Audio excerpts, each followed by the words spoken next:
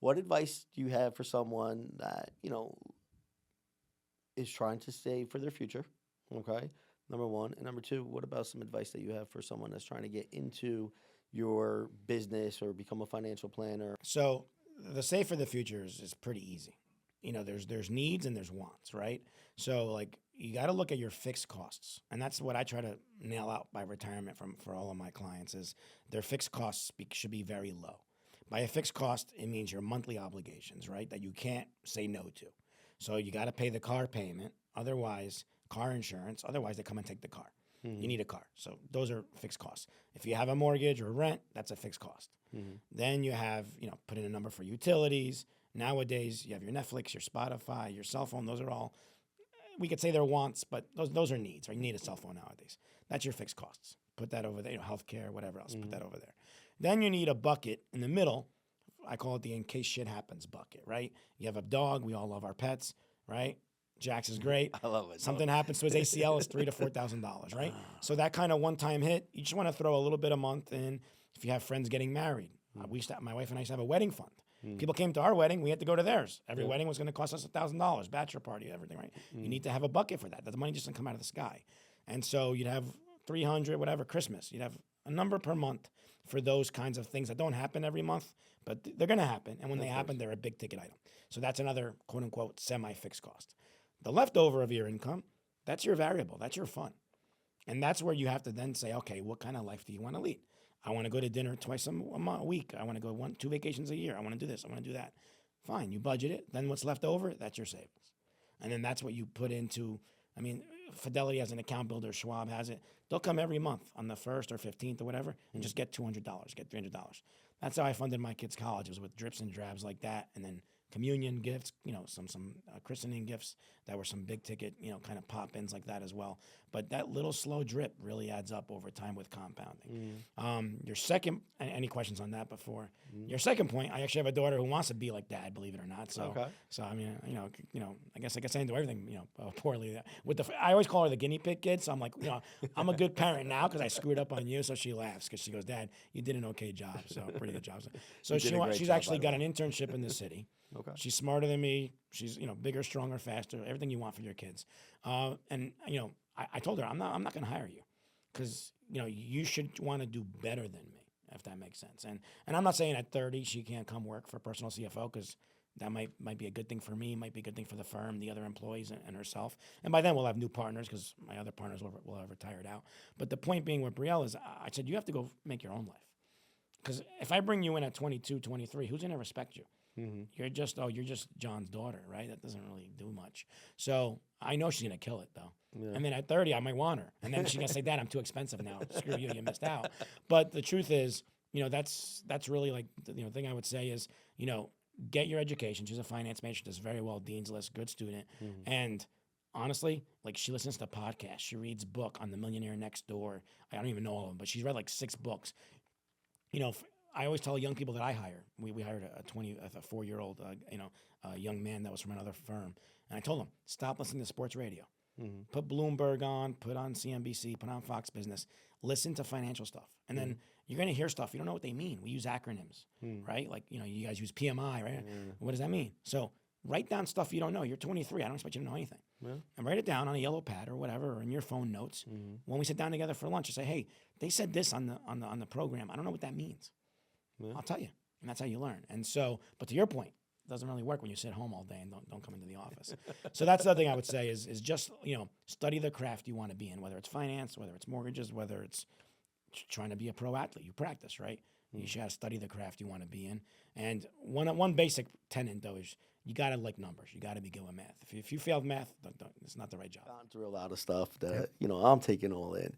Now, let's go here. You, like you said, been in the business for a long time. And what advice would you have for a new person, a loan officer getting into this business?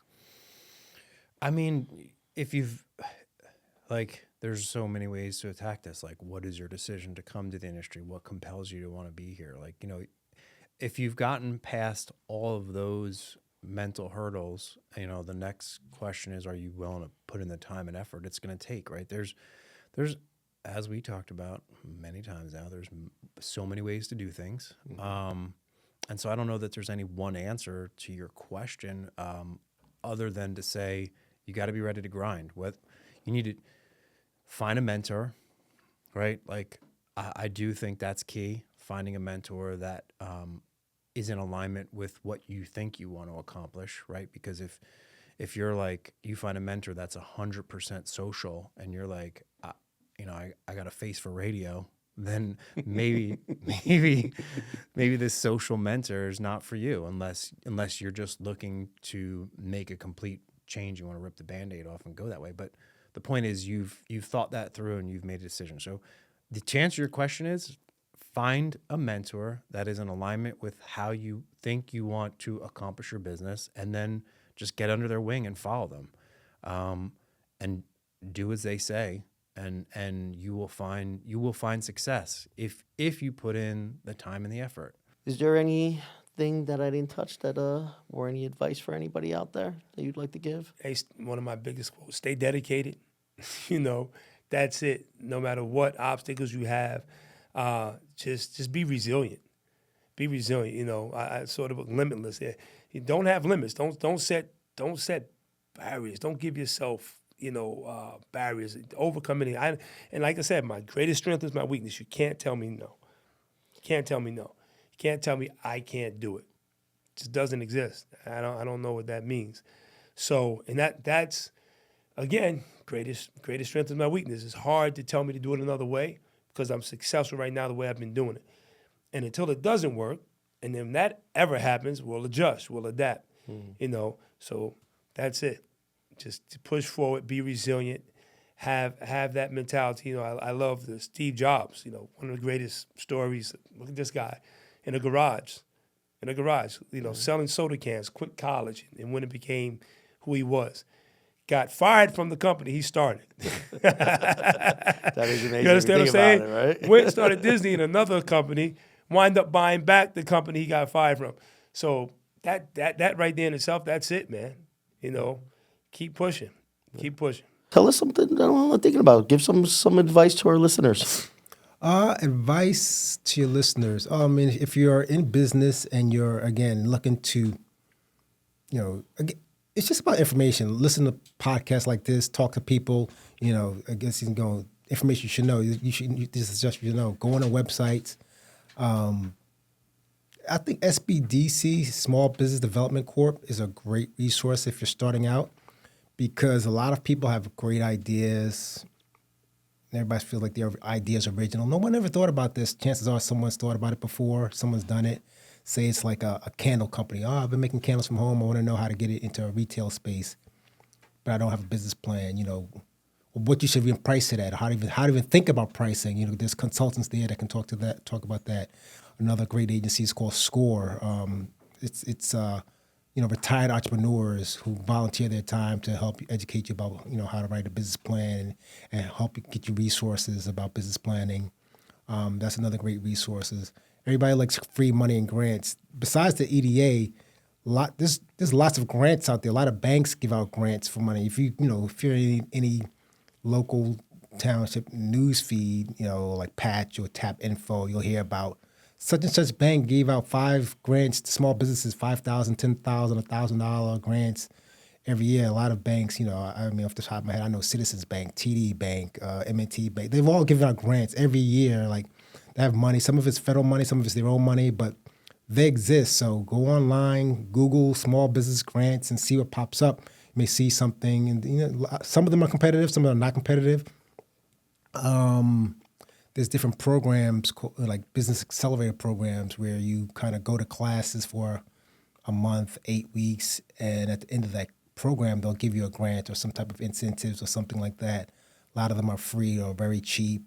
So again, it's all about getting information, being resourceful, talking to people. You don't have to make the same mistakes everybody else made. Someone else has made it before. Besides hire right and all that stuff, what advice would you have for my audience out there? I would say don't be scared. Don't be that young kid that's scared. Even if you're 40, 50, I mean, what do we have to lose, right? Now that I'm older and matured a little bit and have gone through certain experiences, I look at things differently. And, I would say I was always humble. Just be nice. You know, whether someone's nice or not, always treat people the way you want to be treated. I think it comes back full circle, and never be scared, because at the end of the day, you know, we have one life to live, right? So whether it is all your life savings, and if it does fail, so be it. You know, there's always a way to make money. If you got to go pick up a regular job, so be it. But at least you tried, because I would say I feel like a lot of older people are on their deathbed and they look back and they're like, wow, I wish I tried that. I wish I tried that. And I think that's the most devastating thing, you know, aside from you about to pass away. But that's a very, like, sad thing. Like, you hear an old person say, like, oh, I wish I took that chance 30, 40 years ago. And it's like, well, it's gone forever, right? You're never, ever going to get that back. And I'm glad I took the chance I did, you know, and it happened to work. But, again, a lot of it was the people I surrounded myself with, my friends, my family. And it goes a long way. If you do the right thing, it does. Yeah, very good points. All right. You know? All right. How about you give my audience like 3 good, tips or something out there on business, man, entrepreneurship, how to, if someone's starting, someone that's starting, someone that's already been established, and someone that's looking to grow. Okay, so someone who's just starting, like we said earlier, just do it. Okay. Put a projection out, 12-month projection of what you think growth looks like, where you want your business to be. Now take milestones. So I think the biggest problem in the beginning is everyone wants to make $1 million, right? But they haven't even made 100,000. So if our goal is to make $1 million, let's get to 100,000. Let's get to 250,000. Let's go to 500,000. Then we'll go to $1 million. So it's all about taking those little steps of growth and being able to know these are the things I need to do. How do I correct myself? Because fast growth equals a lot of pain. But consistent growth equals great growing pains, but at the same time, consistent revenue, that's going to continue to grow by watching yourself and being able to adapt. Because what you're doing at 100,000, you're not doing at $1 million. Everything changes. And what you're doing from $1 million to 5 million, everything changes. So as long as you know exactly where you want to go and you're willing to take the time to learn it and get there, to be your best, not to beat the best, because I think people get in business because they want to be better than that guy, and that's another way you fail. Be better than you were. Be your own competition. Don't worry about anyone else. You focus on other people, that's time losing in your game.